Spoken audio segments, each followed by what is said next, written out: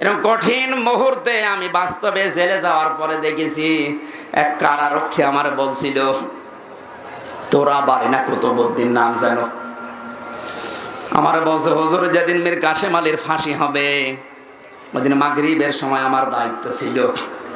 ফাঁসির ওই কন্ডেম সেলে আমি গেলাম, ডাক দিয়ে বললাম, স্যার আর মাত্র 3 ঘন্টা আছে, আপনি প্রস্তুতি নেন। উনি আমারে বলে, কারারক্ষী ভাই এখনো 3 ঘন্টা, আমি 2 ঘন্টা ঘুমালাম, তুমি আমারে ডাক দিও। এই যে কোরআন আমার সামনে, আল্লাহর কসম কারারক্ষী যা যা বলেছে আমি ওইটাই বলছি। আমারে বলছে হুজুর দেখলাম ঠিক 2 ঘন্টা ঘুমিয়ে গেল। আমি চিন্তা করছি যার 1 ঘন্টা পরে ফাঁসি, যার ছেলে গুম হয়ে আছে তাও ব্যারিস্টার, বাংলাদেশে যদি 10 জন ধনী থাকে তার ভেতরে সে একজন, লক্ষ লক্ষ মানুষের কর্মসংস্থান তৈরি করেছে যে লোকটা, যার মাথা শুধু মাথা না একটা ম্যাগনেট। আর এই লোকটার ঘুম আসে কি করে? ঠিক ঘুমিয়ে গেছে, ডাক দিলাম 2 ঘন্টা পরে ঘুম থেকে উঠে গোসল করে নিল, ওযু করে নামাজ পড়ে আমারে বলছে চলেন। আমি ওই সময় ভেবেছি যে লোকটার ঘুম আসলো কি করে। আমিও বুঝতাম না এতদিনে আয়াতের তাফসীর, আমি এখন বুঝি যে ঘুম কেন এসেছিল। কারণ যারা এই হেদায়েতকে সত্যি মেনে নেবে, আল্লাহকে রব বলার পরে ঈমানের উপরে যারা দৃঢ়তা টিকে থাকতে পারবে, তাদের ফেরেশতারা এসে বলবে কোনো চিন্তা নেই, কোনো ভয় নেই, তোমার সন্তান, তোমার স্ত্রী, তোমার মেয়ে, তোমার এই ব্যবসা প্রতিষ্ঠান নিয়ে চিন্তা হয়, কোনো চিন্তা নেই, চলে যাও তুমি জান্নাতে, আর ওগুলো সব আমার আল্লাহ নিজে দেখে রাখবে। ওয়াবশিরু বিল জান্নাতিল্লাতী কুনতুম তুআদুন।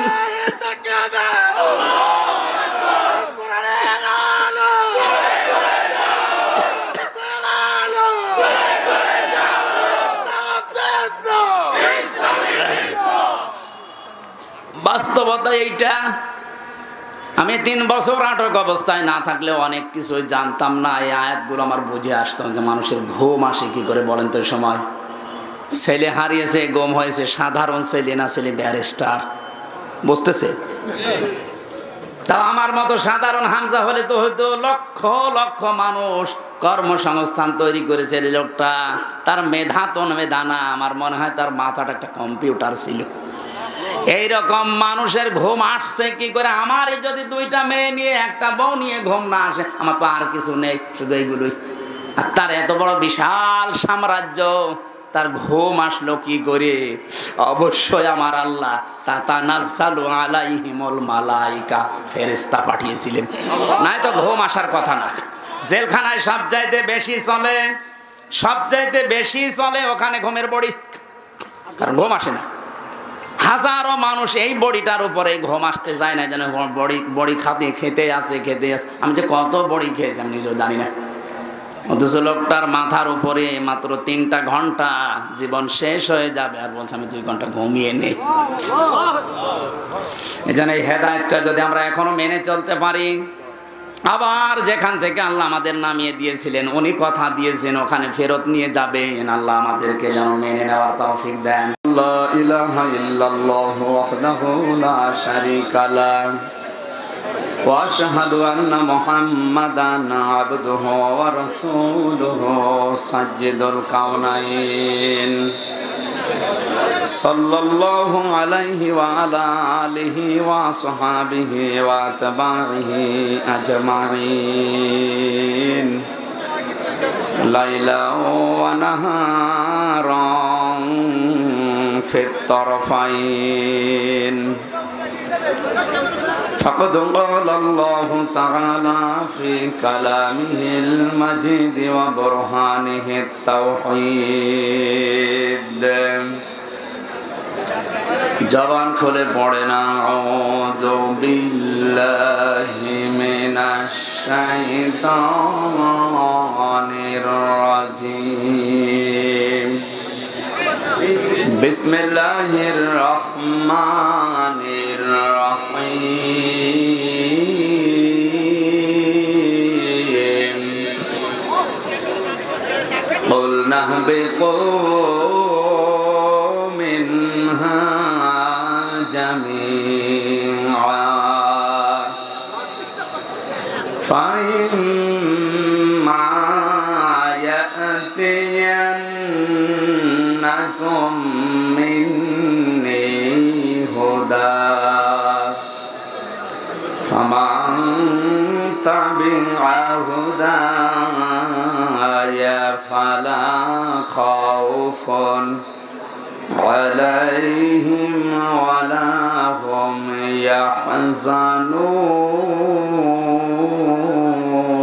يحزنون صدقت يا ربنا. عن أبي هريرة رضي الله تعالى عنه قال قال النبي صلى الله عليه وسلم الدنيا سجن المؤمن وجنة الكافر رواه ابن ماجه বন্ধ করে দিন ইকো وقال تعالى في شان حبيبي وما زادهم إلا إيمانا وتسليما اللهم صل على سيدنا مولانا محمد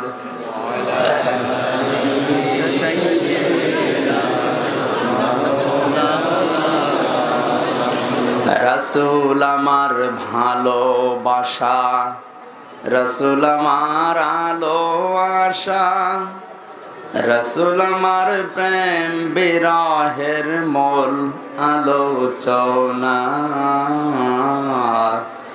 রসুল আমার কাজে কর্মের অনুপ্রেরণা। আলহামদুলিল্লাহ। বাংলাদেশের ঐতিহ্যবাহী জেলা কুমিল্লা, একটু বাতাস দিলে ভেঙে যাচ্ছে। বেইপাড়া থানার অন্তর্গত নাইঘর কেন্দ্রীয় ঈদগাহ ময়দানে ইসলামী যুব সংগঠনের উদ্যোগে 12তম ঐতিহাসিক তাফসিরুল কোরআন মাহফিলের স্বনামধন্য সভাপতি জনাব হাজী জসিমউদ্দিন আতালাল্লাহু উমরাহু ওয়া বারাকাল্লাহু ফি হায়াতি, মাহফিলের প্রধান অতিথি মাননীয় জাতীয় সংসদ সদস্য জনাব এম এ জাহের, প্রধান মেহমান জনাব অ্যাডভোকেট আব্দুল বারী, এতক্ষণ পর্যন্ত সুরের জগতে আমাদেরকে মাতিয়ে রেখেছিলেন, যারা এক একটি গান বলেন, গজল বলেন, নাশিদ বলেন, আমাদের 1.5-2 ঘন্টার আলোচনার সমান, তার চাইতেও বেশি কথা যদি আপনি বুঝতে পারেন। শ্রদ্ধাভাজন বড় ভাই সুর সম্রাট মশিউর রহমান লিটন, আলোচনা রাখলেন মাওলানা হুসাইন আহমেদ মাহফুজ। যত মানুষের নাম দেখছি নাম বলে বলে দোয়া করতে গেলে আমার আরো 8-10 মিনিট যাবে। মঞ্চে বসা আছেন যার মাধ্যমে সেই কুষ্টিয়া থেকে পর্যন্ত এসেছি, ইসলামী আন্দোলনের অন্যতম নেতা শ্রদ্ধাভাজন বড় ভাই জনাব ডক্টর মোবারক হুসাইন, আপনাদের এলাকার সন্তান।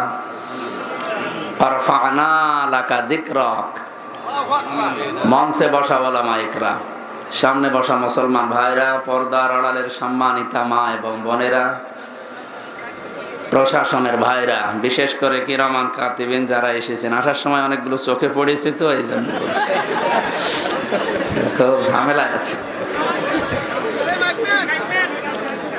দল মত নির্বিশেষে কোরআনের এই অনুষ্ঠানে যারা ইবাদত মনে করে আসলাম, খুশি হয়ে বলেন আলহামদুলিল্লাহ। এখানে যে 1-1.5 ঘন্টা ব্যয় হবে, পুরাটা নামাজের মতো সওয়াব পাওয়া যাবে। মসজিদে নববীতে নবীজি প্রবেশ করে দেখলেন ডান দিকে কিছু মানুষ আল কোরআন নিয়ে ব্যস্ত আছে, আলোচনা করছে। বাম দিকে তাকিয়ে দেখলেন কিছু মানুষ আল্লাহর জিকিরে লিপ্ত আছে। কথা বলেন কেন? কথা বন্ধ করেন। নবীজি বললেন এই 2টা দল ভালো কাজে আছে, তবে সবচাইতে উত্তম কাজে আছে যারা আল্লাহর কোরআন নিয়ে ব্যস্ত আছে। মহান আল্লাহ আমাকে এই মুহূর্তে নির্দেশ দিয়েছে, কোরআন নিয়ে যারা ব্যস্ত আছে আমি যেন শ্রোতা হয়ে এই ময়দানে বসে পড়ি। বলেন কত দামি জায়গায় আমরা এখন বসে আছি। নবীজি যদি এখন এই কুমিল্লার পাশ দিয়ে যেতেন, কোরআনে কারিমের এই আলোচনায় তিনিও আমাদের সাথে বসে পড়তেন। এটা কি নবীর সম্মান কমে? কোরআনের জন্যই তো পৃথিবীর সবকিছু। এই জন্য কোরআনে কারিমের কোন শব্দ নিয়ে যদি কেউ চিন্তা ভাবনা করে, গবেষণা করে, আলেম বলা হয় ওই লোকটাকে যে আল্লাহর কালাম নিয়ে চিন্তা ভাবনা করে, আল্লাহর ইবাদতে নিয়োজিত থাকে, আল্লাহর নিষিদ্ধ কাজগুলো আস্তে আস্তে ছেড়ে দেয়। এই তিনটা গুণ যার ভেতরে আছে তারে আলেম বলা হয়। সুতরাং এই ময়দানের দাম এখন অনেক বেশি। যারা এই ময়দানটা সাজিয়েছে আল্লাহ ওই যুবকদেরকে যেন হযরতে ওমরের মতো বানিয়ে দেন।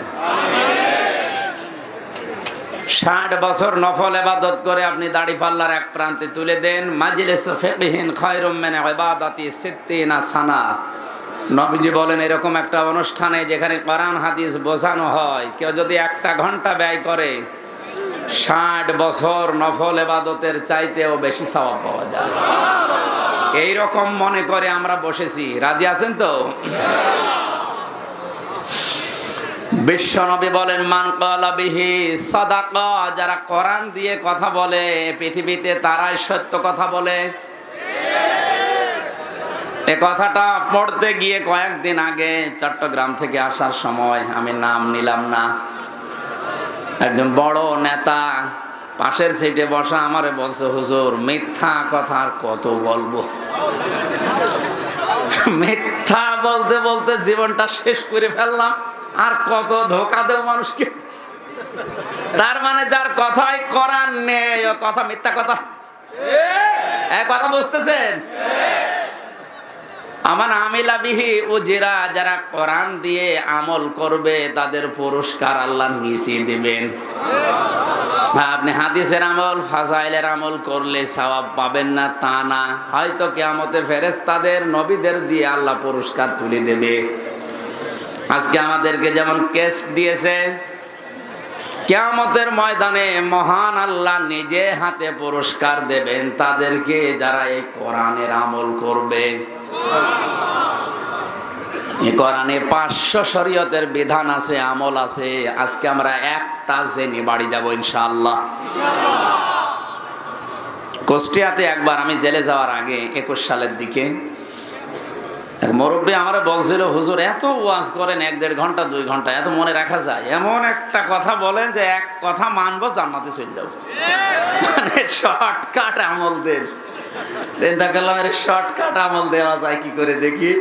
কোরআন শরীফ পড়তে পড়তে এই আয়াতটা আমার চোখে ধরা পড়েছে। আমি দেখলাম এর ভেতরে যা আছে, একটা কথা আছে, যদি কেউ একটা কথা মেনে নেয় সে জান্নাতে। আমরাও আজকে একটা কথা মেনে শর্টে কাটে জান্নাতে যাব ইনশাআল্লাহ।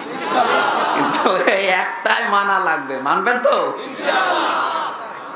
আমার হাকামা বিহি আদালা, যারা কোরআন দিয়ে বিচার ফায়সালা করে, এরা ন্যায় বিচার কায়েম করতে পারে।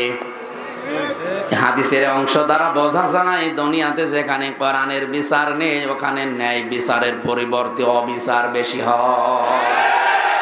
যার প্রমাণ আমাদের এই দেশ। এখানে যে অবিচার চলছে তার প্রমাণ তো আমি নিজেই। 3টা বছর আমার জীবন থেকে আপনি নষ্ট করে দিলেন, কি জবাব দিবেন আপনি বলেন? তারা নিজেরাই আমারে বলো, হুজুর আমার কিছু করার নেই। আমিও জানি, কিন্তু করব কি? তার মানে কোরআনের বিচার ব্যবস্থা না থাকলে আমার মতো আপনার ছেলেও কয়েকদিন পর ধরা খাবে। তখন বুঝবেন কেমন লাগে। এবার যে গুরুত্বপূর্ণ কথাটা বলছে, আমান দাআ ইলাইহি হাদা, একালিপটা আনাস। যে ব্যক্তি হেদায়েতের উপরে থাকতে চায় তার জীবনের মেন কাজ হবে সে যেন মানুষকে কোরআন দিয়ে ডাকে। কে দিয়ে? আমি তো হেদায়েতের উপরে থাকতে চাই, এজন্য জীবনের উপরে রিস্ক নিয়ে হলো কোরআন দিয়ে ডাক দেই। ও সাপের কাহিনী, মাছের কাহিনী, কুকুরের কাহিনী আমারও মুখস্থ আছে। ও ছাতা বলি করবো কি? কথা বললে তো আমি হেদায়েতের উপরে থাকতে পারবো না। হাদিসের এই অংশ দ্বারা আমি যেটা বুঝেছি, নবীজি বলেন কেউ যদি হেদায়েতের উপরে থাকতে চায় তার জীবনে মানুষকে ডাক দেওয়া লাগবে কোরআন দিয়ে। কারণ এটাই হচ্ছে হেদায়েতের মশাল, ফিহি মাসাবিহিল হুদা ও মানারিল হিকমা। হেদায়েত দেওয়ার জন্য একটাই কিতাব এখন দুনিয়ায় আছে। পৃথিবীর কোন কিতাব মানুষকে হেদায়েত দিতে পারে না, পারবেও না, এই একটাই কিতাব ছাড়া। এই জন্য কিতাবের আগে আল্লাহ আলিফ লাম দিয়ে নির্দিষ্ট করে দিয়েছেন, যালিকাল কিতাবু লা রাইবা ফীহি। এই যে কিতাবের আগে আলিফ লাম, এটা খেলা করার জন্য দেয়নি। এই পৃথিবীতে একমাত্র, কেবলমাত্র, শুধুমাত্র একটাই কিতাব এখন আছে যেটা মানুষকে হেদায়েত দিতে পারে, তার নাম কোরআন শরীফ। আয়াতের ব্যাখ্যায় হাদিস পেয়েছি আমি, মানিত্তাবাআল হুদা বিগাইরিল কোরআন আদাল্লাহুল্লাহ, তিরমিজি শরীফের হাদিস। নবীজি বলেন কোরআন বাদ দিয়ে কোন মানুষ যদি পৃথিবীর কোন জায়গায় ভালো হওয়ার নিয়তেও যায়, আল্লাহ নিজে দায়িত্ব নিয়ে তারে গোমরা বানিয়ে দেয়। এ কথার লোড কত টের পাচ্ছেন? এদিকে তাকান। শব্দটা আদাল্লাহ ইউদিল্লু বাবে ইফআল। এখানে হয়তো আলেম আছে যারা জিজ্ঞাসা করেন বাবে ইফআল থেকে কোন শব্দ আসলে বাংলা অর্থ দাঁড়াবে। আপনার হয়তো নিয়ত ভালো ছিল, হেদায়েতের জন্যই কোন জায়গায় গিয়েছিলেন, কিন্তু কোরআন সেখানে ছিল না। এই জন্য আল্লাহ নিজে দায়িত্ব নিয়ে আপনাকে গোমরা বানাবে। হেদায়েত দেওয়ার একচ্ছত্র মালিকানা হামজার? কথা বলে না কেন? কার? উনি যদি দায়িত্ব নিয়ে আপনাকে গোমরা বানিয়ে দেয়, কোন বাবা আপনাকে পথ দেখাবে? নবী কিন্তু দল্লা শব্দ দিতে পারতেন। দল্লা ইয়াদিল্লু বাংলা অর্থ আসতো, আপনি নিজেই নিজেকে খারাপ বানিয়ে ফেলেছেন। আদাল্লাহ শব্দটা দেওয়ার কারণে আকাশ পাতাল পাল্টিয়েছে। এখন আর পৃথিবীর কারো হাতে হেদায়েত নেই, হেদায়েত শুধুমাত্র আল্লাহর হাতে। আল্লাহ যদি কাউকে দায়িত্ব নিয়ে গোমরা বানিয়ে দেয়, তার জন্য আর কোনো পথ প্রদর্শক পৃথিবীতে আকাশে পাওয়া যাবে না। সুতরাং আজকে কুমিল্লার ময়দান থেকে সিদ্ধান্ত নেওয়া লাগবে, আমি নিরপেক্ষ দৃষ্টিতে বলছি, যেই দরবারে কোরআন নেই, ওই দরবার যদি আমার বাবাও কায়েম করে, ও দরবারে আমি নেই। আমি যদি জেনে শুনে বুঝে শুনে ভালো হওয়ার নিয়ে তো ওখানে থাকি, আমাকে গোমরা বানিয়ে দেবে কে? হাজারো দরবার থেকে আজ গোমরা মানুষ বের হচ্ছে, কারণ কোরআন নেই সেখানে। লালনের মাজার কুষ্টিয়ায়, কোরআন শরীফ চলে ওখানে। আমার মনে হয় সারা দেশ মিলেছে কয় মন গাঁজা পাবেন, তার চেয়ে ডবল গাঁজা পাওয়া যায় ওখানে। আর একটা কথা বলছি, যেই দলে কোরআন নেই, যে দলের কর্মসূচিতে কোরআনের নিয়ম কানুন চলে না, ওই দলে আমি নেই। ওখানে যদি আমি ভালো হওয়ার নিয়তেও থাকি, আমাকে খারাপ বানাবে কে? কারা কারা এই হাদিসটা মানতে রাজি আছেন দেখি? লিল্লাহে তাকবীর।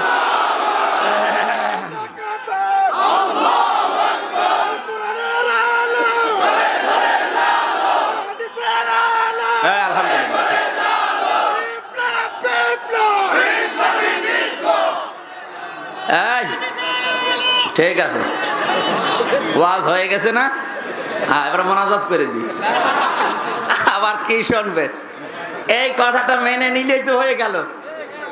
আমার 10-12 বছর আমার চিল্লানো লাগছে, কোরআনের পাখি 50 বছর চিল্লিয়ে গেল এই একটা কথার জন্য। যেখানে কোরআন নেই ওখানে যাবেন না। ওখানে যদি আপনি ভালো হওয়ার নিয়তে যান, ওই দরবারে ওই দলে আপনাকে আল্লাহ খারাপ বানাবে। এটা মনে হয় শুধু সামিয়ানার নিচে শেষ। এই হাত তোলা ঠিক থাকবে তো?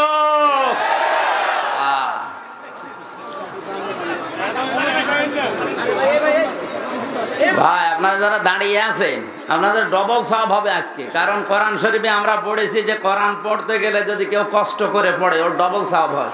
আমরা আরামে বসে আছি, আমাদের চাইতে আপনার সওয়াব ডবল হবে। এখানে কষ্ট হচ্ছে আমরা দেখতে পাচ্ছি। এরা জায়গা তো আর নেই, আছে আর জায়গা? আর জায়গা নেই। আপনারা দরকার হয় বাড়ি চলে যান, নাই তো ওইভাবে দাঁড়ান, কিছু করার নেই। আমরা বেশি সময় কথা বলবো না ইনশাল্লাহ, ঘন্টাখানিক। আজকের আলোচনার বিষয় একটা কাজে জান্নাতি। কয়টা? আমাদের বাবার বাড়ি ওইটা, আমরা আবার ওখানে ফেরত যাব। যে একটা কাজ করার জন্য আল্লাহ দুনিয়াতে আমাদের দায়িত্ব দিয়েছে, ওইটা করে যতটুকু হায়াত যার আছে শেষ হয়ে গেলে আবার আসল বাড়ি ফিরে যাব ইনশাআল্লাহ। হাদিসের শেষ কথা কি? ফাকাদ হুদিয়া ইলা সিরাতিম মুস্তাকিম। কেউ যদি কোরআনের ডাকে সাড়া দিতে পারে, মহান আল্লাহ তাকে হেদায়েতের রাস্তা নসিব করে দেবেন। আমরা কম বেশি আল্লাহর দিকে কোরআন দিয়ে হোক হাদিস দিয়ে হোক ডাকি না? ডাকি না? ডাকি। ভালো ভালো কাজও কম বেশি নিজের সামর্থ্য অনুযায়ী আমরা করি। এবার একটা গুরুত্বপূর্ণ কথা বলছি। সূরা হামিম সেজদা 24 নম্বর পারা 19 নম্বর পৃষ্ঠা 7 নম্বর লাইনে আছে 33 নম্বর আয়াত, ওমানা আহসানু কওলাম মিম্মান দাআ ইলাল্লাহি ওয়া আমিলা সালিহা ওয়া ক্বালা ইন্নানি মিনাল মুসলিমিন। এতদিন যেভাবে শুনেছেন এই আয়াতটা ওইভাবে না, নতুন ভাবে বলছি। আল্লাহ বলেন ওই লোকটার চাইতে ভালো কথা কেউ বলে না। আহসান ইসমে তাফজিল, সুপারলেটিভ ডিগ্রি দিয়েছেন আল্লাহ, এর উপর আর কোনো শব্দ নেই। আল্লাহর কাছে সব চাইতে ভালো কথা বলে ওই লোকটা যে আল্লাহর দিকে মানুষকে ডাকে। আজ বিশ্ব ইজতেমা চলছে, এরা ডাকে কার দিকে? ওয়া আমিলা সালিহা, ভালো ভালো কাজও আঞ্জাম দেয়, সামর্থ্য অনুযায়ী করে। আয়াতের 3 নাম্বার কথা যেটা, ওয়াকালা ইন্নানি মিনাল মুসলিমিন, আর সে ঘোষণা দেয় যে আমি একজন মুসলমান। আয়াতের প্রথম 2টা কথা কম বেশি আমরা অনেকেই হয়তো জীবনে বাস্তবায়ন করি। 3 নাম্বার কথাটা এই দেশের 100 জনের 95 জন মানুষের জীবনে মেলে না। আপনি আল্লাহর দিকে ডাকছেন, আমিও দেখতে পাচ্ছি, ভালো ভালো কাজও আপনার জীবনে আছে, কিন্তু ওয়াকালা ইন্নানি মিনাল মুসলিমিন, বুকে হাত দিয়ে বলা লাগবে যে আমি মুসলমান, এই ঘোষণা দেওয়া এই দেশে এখন সহজ না কঠিন? সব চাইতে বড় কঠিন বিষয় এটা। কারণ কেউ যদি বলে আমি মুসলমান, তার বউ বেপরদায় চলতে পারবে না, সে সুদ খেতে পারবে না, ঘুষ খেতে পারবে না, কোরআন বাদ দিয়ে সে রাজনীতিও করতে পারবে না। এই কথাটা বলা কি অত সহজ? অথচ এই আয়াত দিয়ে আমরা সারা জীবন দাওয়াত দিয়ে বেড়াচ্ছি যে আমার চাইতে ভালো কথা কেউ বলে না, কারণ আল্লাহর দিকে ডাকি, ভালো ভালো কাজ করি, আর আমি মুসলমান। 3 নাম্বারটা আপনি পারবেন না। 3 নাম্বারটা যদি পারতেই হয়, আল্লাহর কোরআনের 500 বিধান আছে শরীয়তের, এটা রাষ্ট্রীয়ভাবে কায়েম করা লাগবে, তাছাড়া বলা সম্ভব না। এই জন্যই নবীজিকে কঠিন মুহূর্তে আল্লাহ দোয়া শিখিয়েছিলেন। হে নবী, আপনি দোয়া করেন, আল্লাহর রব্বি আদখালা সিদকিও ওয়া আখরিজনি মুখরাজা সিদকিও ওয়া জাআলনি মিন লাদুনকা সুলতানান নাসীরা। সূরা বানী ইসরাঈলের 80 নম্বর আয়াত। আমি যত তাফসীর পড়েছি আয়াতের, রাষ্ট্রীয় ক্ষমতার কথা শুনলে অনেকে রাজনীতি মনে করে, রাষ্ট্রীয় ক্ষমতার কথা শুনলে অনেকে দুনিয়াদার মানিয়ে দেয়। অথচ নবীজিকে আল্লাহ কঠিন মুহূর্তে চারিদিকে শত্রু দাঁড়িয়ে খোলা তরবারি নিয়ে বিশ্ব নবীকে আল্লাহ শিখিয়ে দিচ্ছেন, হে নবী আপনি এই দোয়া করেন। দোয়া কবুল করবেন কে? উনি যদি শিখিয়ে দেয়, দোয়া কবুল হতে দেরি লাগবে? দোয়া করেন আমার কাছে, হে আল্লাহ তুমি আমাকে ঘর থেকে বের করে দিলে, নিরাপদে বের করে দিও, যেখানে পৌঁছিয়ে দিও ওখানে যেন পথে কোনো বাধা বিঘ্ন না আসে, নিরাপদে পৌঁছিয়ে দিও। আবার এমন একটা রাষ্ট্র ক্ষমতা তুমি আমার হাতে দিও যার ভেতরে তোমার সাহায্য থাকে। আল্লাহর সাহায্য ছাড়া রাষ্ট্রীয় ক্ষমতা চালানো সম্ভব না। নবীজি এই দোয়া করার জন্য আল্লাহর কাছ থেকে আদেশ পেলেন কেন? আল্লাহ পাক ভালোভাবে জানেন রাষ্ট্রীয় ক্ষমতা হাতে যদি না পাওয়া যায়, নবীকে আমি যে বিধান দিয়েছি 500, এগুলো বাস্তব জীবনে সেট করতে পারবে না। এটাই আজ প্রমাণ। আমরা একটা বিধানও আমাদের এই দেশে কোরআনের একটা বিধানও মানতে পারছি না। এখন যদি বলেন কই নামাজ পড়ি, আরে ভাই নামাজ পড়ার কথা কোরআনে মাত্র 1 জায়গায় আল্লাহ দিয়েছে, আর নামাজ কায়েম করার কথা দিয়েছে 82 জায়গায়। 82 বার যে কথাটা বললেন সেটার কোনো গুরুত্ব আপনার কাছে নেই। সেটা করার কথা বললো আপনি খারাপ মনে করেন, রাজনীতির দিকে নিয়ে যান। আর একবার বলেছে ফাসাল্লি লিরাব্বিকা, ওইটা নিয়েই সারা জীবন কাটাচ্ছেন। আল্লাহ যদি প্রশ্ন করে একবার বললাম ওইটা খুব মেনেছো, 82 বার বললাম ওইটার গুরুত্ব কই? এজন্য কোরআনের ডাকে যদি আপনি আজকে সাড়া দিতে পারেন, আপনাকে সিরাতে মুস্তাকিম নসিব করে দেবে কে? আল্লাহ। আরো জোরে বলেন এই হাদিসটা বাস্তবে যেন আমরা আমল করতে পারি। আল্লাহ তুমি তৌফিক দাও, বলেন আমিন। কোরআনে কারীম কি করে মানুষের সামনে উপস্থাপন করা লাগে এ ধরন আল্লাহ আমাদের শিখিয়েছেন। আল্লাহ রাব্বুল আলামিন বলেন কিতাবুন উনজিলা ইলাইকা ফালা ইয়াকুন ফি সাদরিকা হারাজাম মিনহু লিতুনদিরা বিহি ওয়া যিকরা লিল মুমিনিন। আল্লাহ পাক বলেন এই যে কোরআন, এই কিতাব আপনাকে আমি দিলাম, এটা দিয়ে মানুষদেরকে সতর্ক করবেন। মানুষদেরকে সতর্ক করার সময় আপনার মনের ভেতরে যেন কোনো সংকীর্ণতা, দ্বিধা, দ্বন্দ্ব, ভয়, ভীতি, সংকোচ, সংকোপ এগুলো যেন কাজ না করে। যিকরা লিল মুমিনিন, কোরআন মুমিনদের জন্য উপদেশ। এখনো যারা কথা বলছেন আপনি কি মানুষ, এটা হয়তো এখানে বুঝবেন না যে পয়েন্টগুলো বলছে, বাইরে যে গিবত করবেন যে রাজনীতি করে গেল। এটা কি রাজনীতি হচ্ছে? না। কথা শোনেন না কেন? এই কথা বলেন কোন কারণে? আর এখানে দাঁড়িয়ে আছেন কেন? বসুন, অ্যাক্টিভ ভাবে শোনেন ভাই। কুমিল্লাবাসী হারাজন শব্দটা আয়াতের মাঝে আমি পেয়েছি। তাফসীর পড়তে গিয়ে হারাজনের দুইটা ব্যাখ্যা আমার চোখে ধরা পড়েছে, ভালো করে মেলাবেন। নবী আপনি যখন কোরআন দিয়ে মানুষদেরকে সতর্ক করবেন, তাফসীর করে ব্যাখ্যা করে দেখবেন অনেক মানুষ আপনার বক্তব্য না বোঝার কারণে রাজনীতি মনে করে মন খারাপ করবে। এই মানুষ বাংলাদেশে এখন দিন দিন বাড়ছে। আমি যেটা বলতে চাই কোরআন দিয়ে ওইটা না বুঝে উল্টিয়ে নিয়ে যায়, যে রাজনীতির কথা বলে উনি এড়িয়ে চলতে চায়। এ ধরনের মানুষ দেশে নেই। দ্বিতীয় পয়েন্টে আল্লাহ পাক জানিয়েছেন, হে নবী আপনি যেখানে কথা বলবেন হয়তো ওই এলাকায় আবহমান কাল থেকে এমন এমন নিয়ম নীতি ওরা ইবাদত মনে করে পালন করে যেটা আসলে ইসলামে নেই। আপনি কোরআনের তাফসীর করতে গেলে ওইগুলো টিকবে না। তখন ওই মানুষগুলো আপনার বিরুদ্ধে লাগবে। আপনাকে যে হাদিয়া তোফা নজর নিয়াজ দেবে ওগুলো তো দেবেই না, আরো বন্ধ করে দেবে। আবহমান কাল থেকে এই দেশে জিকির চলে আসছে, কিন্তু জিকির যেভাবে করা লাগবে ওর সাথে নতুন নতুন কিছু নিয়ম নীতি বানিয়ে ওইটাও ইসলাম বলে অনেকে চালিয়ে দেয়। জিকির করা লাগবে কার নামে? কেউ যদি ইয়া রাসূলুল্লাহ ইয়া রাসূলুল্লাহ জিকির করে হারাম, কারণ রাসূলুল্লাহর নামে জিকির নেই, রাসূলুল্লাহর নামে আছে দরুদ। জিকির আছে কার নামে? আল্লাহর নামে জিকির করা লাগবে, তার সাথে আবার উল্টা পাল্টা করে অন্য কিছু জোড়া যাবে না। মশের ভাইদের এলাকায় যে জিকির হয় আল্লাহর নামের পাশাপাশি জিকির হচ্ছে হো হো হো কি।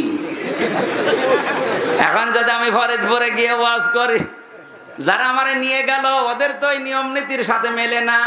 আরে কুমিল্লা ব্রাহ্মণ বাড়িয়ায় তো আরো ঝামেলা। এরা জিকির করছে ইয়া আলী বাবা, শাহ আলী বাবা। যারা আমারে নিয়ে এসেছে ওরা যদি এখন দেখে যে কোরআনের সাথে তো জিকির মিলছে না, কোরআনের সাথে যে মেলে না, তার দলিল সূরা আরাফ 9 নাম্বার পারা 13 নাম্বার পৃষ্ঠা 4 নাম্বার লাইনের 181 নাম্বার আয়াত। কোন হুজুর নিয়ে আসবেন, নিয়ে এসে বসে রাখেন। ওয়ালিল্লাহিল আসমাউল হুসনা ফাদউহু বিহা ওয়া দারুল্লাযিনা ইলহিদুনা ফি আসমাই। আল্লাহ তাআলা বলেন আমার অনেক নাম আছে, যে নামে পারো ডাকো, কিন্তু সাবধান আমার নামকে ইলহাদ করবা না। পরিবর্ধন করে উল্টা পাল্টা করে কম বেশি করে যারা ডাকে তাদের সাথে ডাকবা না। আল্লাহ জিকিরের শব্দ নবীর মাধ্যমে আমাদের জানিয়েছেন 4টা, সুবহানাল্লাহ, আলহামদুলিল্লাহ, লা ইলাহা ইল্লাল্লাহ, আল্লাহু আকবার। এই 4টা হচ্ছে জিকিরের উত্তম শব্দ।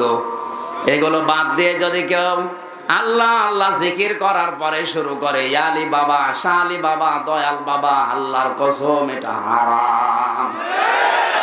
এটা যে হারাম তার প্রমাণ সূরা ফুরকান 19 নম্বর পারার 4 নম্বর পৃষ্ঠা 14 নম্বর লাইনে মাঝের অংশে এটা আছে, মাআল্লাহি ইলাহান আখার, আল্লাহকে ডাকে সাথে সাথে অন্য কাউকে যোগ করে। সুতরাং এই যে এলাকাতে জিকির গুলো যারা করে, তাফসীর করতে গেলে এগুলো তো মিলছে না। এই মানুষগুলো যারা আমারে নিয়ে এসেছিল, এখন হাদিয়া তওফা দেওয়ার পরিবর্তে আবার তাড়া খাওয়া লাগে কিনা আল্লাহ জানে। নবীজিকে আল্লাহ জান্নাতে সতর্ক করেছেন, আপনি ওইগুলো ভয় পাবেন না। কে মন খারাপ করে, কে মন খুশি হয় না, আপনি সঠিকটা তুলে ধরবেন। যিকরালিল মুমিনিন, কারণ কোরআন মুমিনদের জন্য উপদেশ। জোরে বলেন সুবহানাল্লাহ।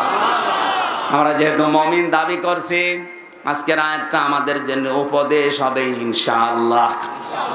দরুদ আর সালাম পাঠ করে আজকের তেলাওয়াতকৃত আয়াতটা একটু পড়েন। আউযু বিল্লাহি মিনাশ বিসমিল্লাহির রহমানির রহিম। কুল নাহবিতু মিনহা জামিআ। সূরা বাকারা 38 নম্বর আয়াত। আমি সব দিকে বাদ দিয়ে সামারাইজ করে খুব তাড়াতাড়ি করছি, কারণ কণ্ঠ বসে গেলে সবই বাতিল হয়ে যাবে। তাড়াতাড়ি করছি। আল্লাহ পাক বলেন, আমি সবাইকে বললাম যাও নেমে যাও। এই যে সবাইকে বললাম, সবাই বলতে মাত্র 3 জন ওখানে, আদম, হাওয়া আর শয়তান। অথচ ইহবিতু বহুবচন জামিয়া, সবাই নেমে যাও। তাফসিরে মুফাসসির লিখেছেন, এই সবাই বলতে আদম এবং হাওয়া, এদের সন্তান কিয়ামত পর্যন্ত যত আসবে সবাই এর ভেতরে শামিল। আর শিক্ষা ব্যবস্থায় অনেকে আদমের সন্তান অস্বীকার করে বানরের সন্তান এই পরিচয় দিতে আগ্রহ দেখাচ্ছে। এটা আয়াতের পুরাপুরি বিরোধী। যারা এই দায়িত্বে আছে, যারা এই কথা বলছে আমাদের পূর্বপুরুষ বানর, হতে পারে আপনার পূর্বপুরুষ, আমাদের না। 96% মুসলমানের এই দেশে আমরা এই শিক্ষা মানি না, কারণ কোরআন জানিয়েছে আমরা আদমের সন্তান। হযরত আদম আলাইহিস সালামকে আল্লাহ পাঠিয়ে দিলেন 60 হাত লম্বা 36 হাত মোটা করে বানিয়ে রেখেছেন। নাক দিয়ে রূহ দেওয়ার পরে তিনি হাসি দিয়েছিলেন। হাসি দেওয়ার সঙ্গে সঙ্গে যত জার্ম ছিল ভেতরে সবাই হাসির মাধ্যমে আল্লাহ বের করে দিলেন। হযরতে আদম খুশি হয়ে বলেছিলেন আলহামদুলিল্লাহ। আল্লাহ এত বেশি এই শব্দটার উপরে খুশি হয়েছিলেন ওই সময়, কিয়ামত পর্যন্ত আদমের সন্তান যারা দুনিয়ায় আসবে, ওরা যদি হাসি দিয়ে শরীরের ভেতরে যে জার্মগুলো আছে এর মাধ্যমে বের হয়ে যায়, ওরাও যেন পড়ে আলহামদুলিল্লাহ। বিজ্ঞান এখন প্রমাণ করছে, একবার যদি কেউ হাসি দেয়, এই সারাদিন সারা রাতের যে ধুলাবালি ময়লাগুলো নাক দিয়ে মুখ দিয়ে বিভিন্ন শরীরের জায়গা দিয়ে প্রবেশ করে, হাসির মাধ্যমে যেটা বের হয়ে যায়, যদি মেশিন দিয়ে পরীক্ষা করে বের করা লাগে কমপক্ষে 12,000 টাকা খরচ হবে। এই জন্যই তো আলহামদুলিল্লাহ বলার জন্যে, এমনকি পাশে যে থাকবে তারে বলা লাগবে ইয়ারহামুকাল্লাহ, তার পাশে যে থাকবে সে বলবে ইয়াহদিকাল্লাহ। সুবহানাল্লাহ বলতে পারেন নাই? কেন বলা লাগে? 1,500 বছর আগে নবীজি আমাদের শুধু শুনিয়েছেন। বিজ্ঞান এখন গবেষণা করে দেখছে, একবার হাসি দিলে কত কিছু বের হয়ে যাচ্ছে। হযরতে আদম পড়ে আছে, রূহ দেওয়ার পরে যখন হাসি দিলেন, জান্নাতের ভেতরে সব কিছুই তার ছিল, কিন্তু মনে শান্তি ছিল না। আল্লাহ রাব্বুল আলামিন আদমের মনের কথা ভাবনা বোঝার পরে বাম পাথরের হাড় থেকে একটা নারীকে তৈরি করে তার পাশে বসিয়ে রাখলেন। হযরতে হাওয়া আলাইহিস সালাম এত সুন্দরী ছিল, আমি তাফসিরে পড়েছি 4 জন মহিলাকে আল্লাহ দুনিয়ায় সবচাইতে সুন্দরী করে বানিয়েছেন। তার ভেতরে হাওয়া 1 নম্বর, দ্বিতীয় নম্বরে ছিল বিলকিস, 3 নম্বরে ছিল জুলাইখা, 4 নম্বর হযরতে ইব্রাহিম আলাইহিস সালামের প্রথম স্ত্রী সারা। এত সুন্দর করে আল্লাহ দুনিয়াতে কাউকে বানানোনি আর বানাবেনও না। পুরুষদের ভেতরে দুইজন মানুষকে সব চাইতে বেশি সৌন্দর্য দিয়েছিলেন। একজনের নাম মুহাম্মদ রাসূলুল্লাহ, আর একজনের নাম হযরত ইউসুফ আলাইহিস সালাম। পৃথিবীর সব চাইতে বড় বিশ্ব সুন্দরী হযরতে হাওয়া। দেখার পরেই হযরতে আদম ধরতে গেলেন, তাকালেন, আল্লাহ বলেন তাকানোও যাবে না, ধরান। জবান খুলে দিয়ে কোরআনের এই আয়াতটা পড়েন, ফাবিআই আলাই রাব্বিকুমা তুকাদ্দিবান। এই আয়াতের তাফসিরে মুফাসসির লিখেছেন, কিয়ামতে আল্লাহ মানুষের আকার করবে 10 প্রকার, তার ভেতরে 9 নাম্বার প্রকার হবে শুকুরের। শুকুরের কাজ কি? নিজের স্ত্রীকে, নিজের মেয়েকে, বেটার বউকে নিয়ে দেখবেন এক জায়গায় যায়, নিজে বসে বসে গল্প করে আর ওগুলো সব ছেড়ে দেয়। আজ হাজারো মানুষের চরিত্র ঠিক এই শুকুরের মতো। নিজের বউ, বেটার বউ, মেয়েকে নিয়ে যাচ্ছে অনুষ্ঠানে, বাজারে, নিজে এক জায়গায় বসে থাকে আর ওগুলো সব আল্লাহর রাস্তায় ছেড়ে দেয়। না, এটা ঠিক বলা ঠিক না, এটা আল্লাহর রাস্তা। আপনি কেন ঠিক বলবেন? আবার যদি একটু সুন্দরী হয়, ও দিশা পায় না, মানুষকে দেখিয়ে নিজেও মজা পায়, ওদেরকেও মজা পাওয়ায়। কুষ্টিয়ার ওই যে গোল চত্বরে একবার মোটরসাইকেল নিয়ে দাঁড়িয়ে আছি, হঠাৎ দেখি একজন পাশে, পেছনে তাকানোর পরে আর তাকাতে পারলাম না। বললাম, ভাই কি? তোমার ভাবি। ভাবিয়া কি পরিয়েছে, নাকি শাড়ি না মশারি? আমার কানের কাছে মুখ নিয়ে বলছে, হামজা করবো কি? আমি তো সারা জীবন দেখলাম, আমি আর কত দেখবো? এলাকার মানুষের হক নেই, হক আদায় করে বেড়াচ্ছে। এরকম হক আদায় করেন কারা? হাত তোলেন তো। একশো। ওরটাই মনে হয় দেখার মতো আছে, আর বাকিগুলোর অবস্থা ভালো না।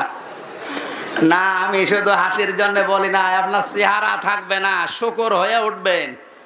এদেশের অধিকাংশ ধনী মানুষের মোবাইল, হাত ঘড়ি, শার্ট সব কিছু দামি দামি হয়, শুধুমাত্র কম দামি হয় তাদের বউ আর তাদের মেয়েদের। এমন পোশাক পরায় একেবারে সব কিছু বোঝা যায় যে কোনে কি আছে। না, আপনার এটাও দামি জিনিস। আদ-দুনিয়া কুল্লুহা মাতাউন, খায়রু মাতাউদ দুনিয়া ইমরাতুস সালিহা। পৃথিবীর সব কিছুই সম্পদ। নবীজি বলেন এর ভেতরে উত্তম সম্পদ হচ্ছে আল্লাহওয়ালা মেয়ে মানুষ। আপনার ঘরে যেটা আছে এটা কিন্তু উত্তম সম্পদ। এটাকে উত্তম বানাতে হলে পর্দা দেওয়া লাগবে। কি দেওয়া লাগবে? কারণ এটা আল্লাহর বর্ডার, আল্লাহর একটা নিষিদ্ধ জায়গা। এই জায়গা থেকে আপনি থেমে যাবেন, বউ নিয়ে বেড়াতে যাবেন, আনন্দ করবেন, অনুষ্ঠানে যাবেন, কোনো বাধা নেই। কিন্তু এমন জায়গায় যাওয়া যাবে না যেখানে গেলে নিজেও পর্দা মানে না, স্ত্রীরও থাকবে না। হযরত আদম আলাইহিস সালামকে আল্লাহ বানিয়ে ফেরেশতাদেরকে বলেছিলেন, হে আমার ফেরেশতারা, আমার আদমকে সিজদা করো।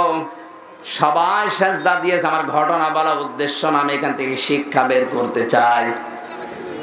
সবাই সিজদা দিয়েছিল, সিজদা শুধু দেয়নি একজন, আবা ওয়াস্তাকবারা ওয়া কানা মিনাল কাফিরিন। অত সিজদা দেয়নি, অহংকার করেছে, ইস্তেকবার করেছে, অস্বীকার করেছে, এইজন্য আল্লাহ তাকে কাফের বানিয়ে দিয়েছে। এই আয়াত থেকে প্রমাণ হয় দুনিয়াতে যারা আল্লাহর বান্দা দাবি করার পরে সিজদা দেয় না আল্লাহকে, ওরা কাফের। দাবি করে যে আমি মুসলমান, আপনি সিজদা দেন না কেন? আজকের এই ময়দানে মুসলমান ছাড়া অন্য জাতি হয়তো সেরকম নেই। সিদ্ধান্ত নিয়ে বাড়ি যাবেন, আমি নামাজের ওয়াজ করি না, কারণ মুসলমান যদি নামাজ না পড়ে তো মুসলমান থাকে কি করে? বলেন বলেন। যতদিন বেঁচে আছি আজরাইল না আসে আমার কাছে, অন্তত আর চাই করি আমি ফরজ নামাজ ছাড়বো না। রাজি আছেন?